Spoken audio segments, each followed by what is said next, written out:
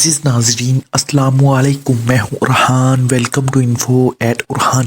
ناظرین، آپ نے ٹائٹل اور تھمبنیل پڑھ ہی لیا ہوگا کہ ہماری ویڈیو کا موضوع کیا ہے۔ چلیے وقت کو ضائع کیے بغیر ہم اپنی ویڈیو کا آغاز کرتے ہیں۔ حضرت سلیمان علیہ السلام نہر کے کنارے بیٹھے ہوئے تھے کہ ان کی نگاہ ایک چونٹی پر پڑی جو گیہوں کا ایک دانہ لے کر نہر کی طرف جا رہی تھی۔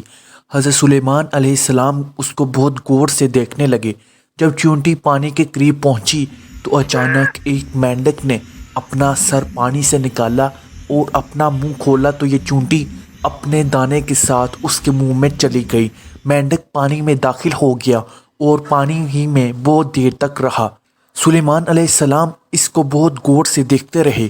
ذرا ہی دیر میں مینڈک پانی سے نکلا اور اپنا منہ کھولا تو چونٹی باہر نکلی، البتہ اس کے ساتھ دانہ نہ تھا۔ حضرت سلیمان علیہ السلام نے اس کو بلا کر معلوم کیا کہ ماجرا کیا تھا اور وہ کہاں گئی تھی۔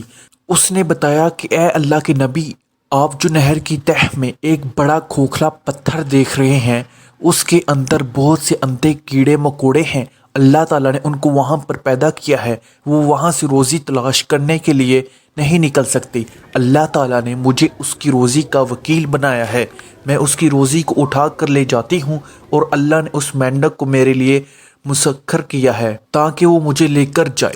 اس کے منہ میں ہونے کی وجہ سے پانی مجھے نقصان نہیں پہنچاتا، وہ اپنا منہ بند پتھر کے سوراخ کے سامنے کھول دیتا ہے، میں اس میں داخل ہو جاتی ہوں۔ جب میں اس کی روزی اس تک پہنچا کر پتھر کے سوراخ سے اس کے منہ تک آتی ہوں تو مینڈک مجھے منہ سے باہر نکال دیتا ہے۔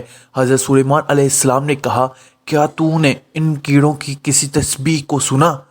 چونٹی نے بتایا، ہاں، وہ سب کہتے ہیں، اے وہ ذات جو مجھے اس گہرے پانی کے اندر بھی نہیں بھولتا۔ ناظرین، اسی امید کے ساتھ آپ سے اجازت چاہیں گے۔ آپ کو ہماری ویڈیو پسند آئی ہوگی۔ ملتے ہیں بہت جلد ایک نئی تاریخی اور معلوماتی ویڈیو کے ساتھ۔ دیکھتے رہیے انفو ایٹ ارحان۔